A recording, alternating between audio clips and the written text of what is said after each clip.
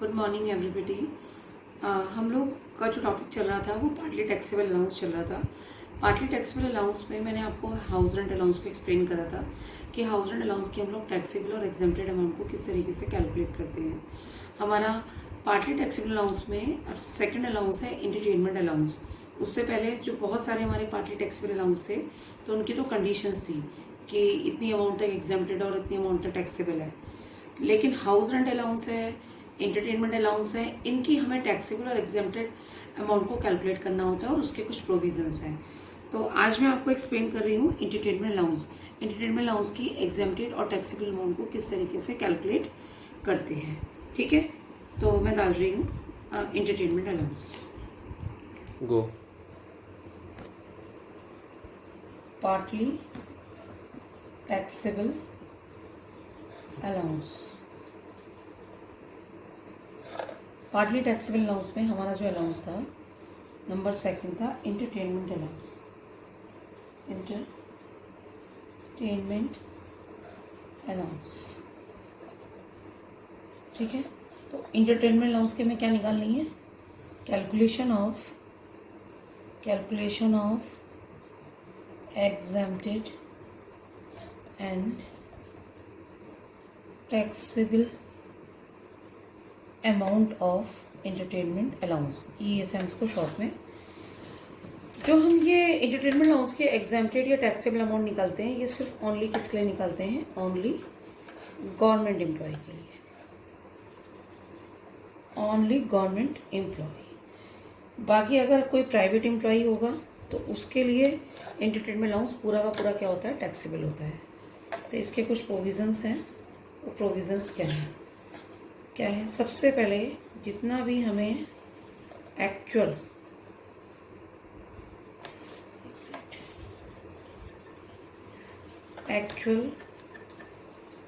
Received entertainment allowance, जितना भी हमको रिसीव्ड हुआ है। दूसरा, maximum amount of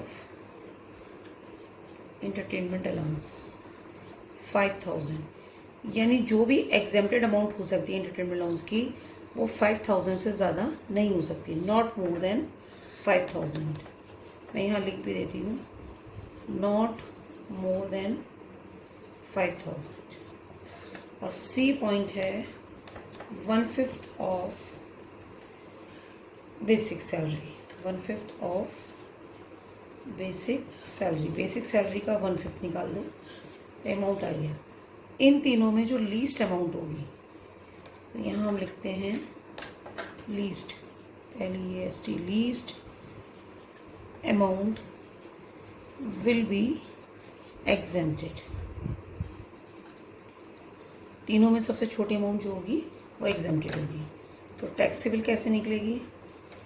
taxable amount मतलब जितनी रिसीव्ड हुई है, रिसीव्ड EA और माइनस एग्जेम्प्टेड। ओके, ये है किसके लिए है? ये ओनली गवर्नमेंट एम्प्लॉय के लिए।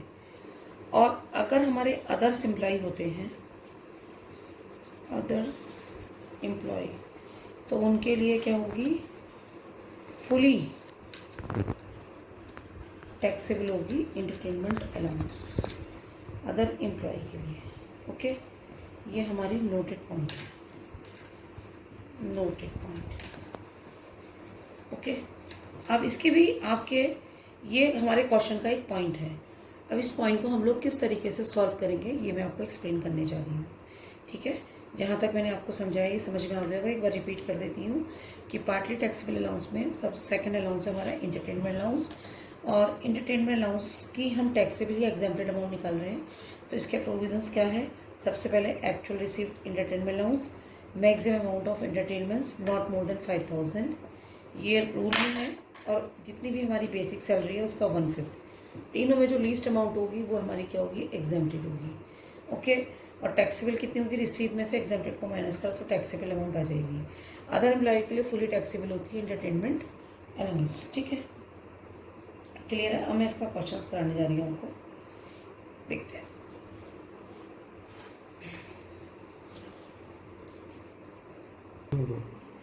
देखिए इलस्ट्रेशन नंबर 17, योर बुक, आपकी बुक में है ये question. Mister R.S. Tiwari is a government employee. During the year 2018-19 he got 60,000 per month as a salary, 4,000 per month as a DNS allowance, car allowance 500 per month, and rent-free house of the value of rupees 1,000 per month.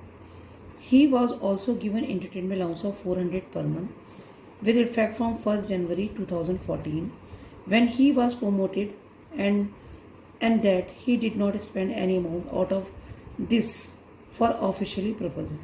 Calculate the amount of deduction under section 16(2).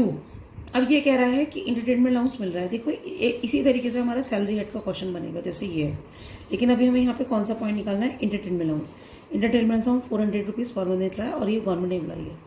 तो किस तरीके से हम लोग जो हैं exempted और taxable amount को कैलकुलेट करेंगे, ठीक है। तो मैं इस क्वेश्चन को भी सॉल्व कर रही हूँ। देखिए गो। यस, देखो इलस्ट्रेशन नंबर 17 करा रही हूँ। इंटरटेनमेंट अलाउंस की कैलकुलेट या एग्जेम्प्टेड अमाउंट को कैलकुलेट कर रही हूँ। तो मैंने आपको क्या बताया था, सबसे पहले एक्चुअल रिसीव इंटरटेनमेंट अलाउंस। तो इंटरटेनमेंट अलाउंस एक्चुअल रिसीव कितना हो रहा था, 400 इंटू 12, पूरे साल भर का लेते हैं 4800। मैक्सिमम अमाउंट मैंने आपको कितनी बताई थी, 5000। उसके बाद 1/5 ऑफ बेसिक सैलरी। तो बेसिक सैलरी आपको यहाँ पे दे रखी है 60,000 पर मंथ। तो 60,000 पर मंथ का मतलब हो गया 12 से मल्टीप्लाई करिए तो 7,20,000 आ गया। और इसका मैं आपको कितना निकाल रही हूँ, 1/5 निकाल रही हूँ। तो इसका 1/5 आया 1,44,000। तो ये 3 अमाउंट आ गई, 1, 2 एंड 3। इन तीनों में जो लीस्ट अमाउंट होगी वो एग्जेम्प्टेड होगी। तो मैं यहाँ लिख रही हूँ least amount will be exempted. तो कितनी हुई लीस्ट अमाउंट, 4,800। तो टैक्सेबल कितनी हुई, टैक्सेबल अमाउंट हुई हमारी, टैक्सेबल अमाउंट हमारी हुई रिसीव में से एग्जेम्प्टेड को क्या कर दिया, माइनस कर दिया। तो 5,000 में से रिसीव्ड हो रही थी मुझे कितना, 48,000 और एग्जेम्प्टेड भी 48,800 हो रही थी, 1000 नहीं 100, तो नील आ गई। तो इसका मतलब एग्जेम्प्टेड अमाउंट कितनी हो गई हमारी, नील हो गई। फिर दोबारा एक्सप्लेन कर रही हूँ, जितना एंटरटेनमेंट अलाउंस रिसीव्ड हो रहा था 400 रुपीज़ पर मंथ, 12 मंथ का 4800 हुआ। मैक्सिमम अमाउंट 5,000 थी और 1/5 of basic salary. Basic salary कितनी थी, 60,000 पर मंथ थी। तो 12 महीने की कितनी होगी, 7,20,000। इसका 1/5 लिया, 1,44,000 हो गई। तो टैक्सेबल अमाउंट कितनी है, रिसीव में से एग्जेम्प्टेड को माइनस करा, रिसीव इतनी थी, एग्जेम्प्टेड माइनस करा, मिला। यानी इसका मतलब यहाँ पे टैक्सेबल अमाउंट कुछ भी नहीं है। ओके, अब क्वेश्चंस तो हमारे और भी गो। तो देखिए मैंने आपको पार्टली टैक्सेबल अलाउंस बता दिया। पार्टली टैक्सेबल अलाउंस में मैंने 2 अलाउंस बताए आपको। एक तो हाउस रेंट अलाउंस कैसे कैलकुलेट करते हैं टैक्सेबल और एग्जेम्प्टेड अमाउंट, और दूसरी मैंने इंटरटेनमेंट अलाउंस को एक्सप्लेन करा है। बाकी पार्टली टैक्सेबल अलाउंस हमारे बहुत सारे थे, तो मैंने बहुत सारों को कैलकुलेट करना आपको बुक में एक्सप्लेन करा था कि कितने रुपए तक हमारे एग्जेम्प्टेड होते हैं और कितने रुपए तक टैक्सेबल होते हैं। और कुछ पार्टली टैक्सेबल अलाउंस हमारे ऐसे थे जो हमें हमारे एम्प्लॉयर से मिल रहे हैं, तो उसमें से जितने हमारे एक्सपेंस हो रहे हैं वो एग्जेम्प्टेड होते हैं और बाकी हमारे टैक्सेबल होते हैं। तो ये वाला टॉपिक जो है हमारा पार्टली टैक्सेबल अलाउंस का, ये आज हमारा वाइंड अप होता है। यानी अलाउंसेस वाला टॉपिक ही हमारा वाइंड अप होता है। मैंने आपको अलाउंसेस बताए थे, फुली टैक्सेबल अलाउंस, यानी वो अगर हमें मिल रहे हैं वो सब हमको लर्न होने चाहिए कौन कौन से हैं फुली टैक्सेबल अलाउंस। वो अगर हमें रिसीव हो रहे हैं तो पूरे टैक्सेबल होते हैं। यानी इनकम फ्रॉम सैलरी जब हम निकालेंगे तो उसमें हम फुली टैक्सेबल अलाउंस को एज इट इज लिख देंगे।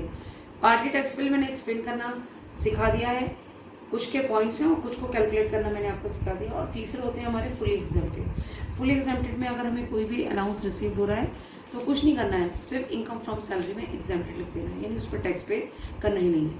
तो मैंने आपको क्या बोला था, मैं थोड़ा सा फिर दोबारा रिपीट कर रही हूँ कि इनकम फ्रॉम सैलरी हमारी 3 पॉइंट से मिलकर बनती है, एक सैलरी, एक अलाउंसेस और एक परक्यूसाइड्स।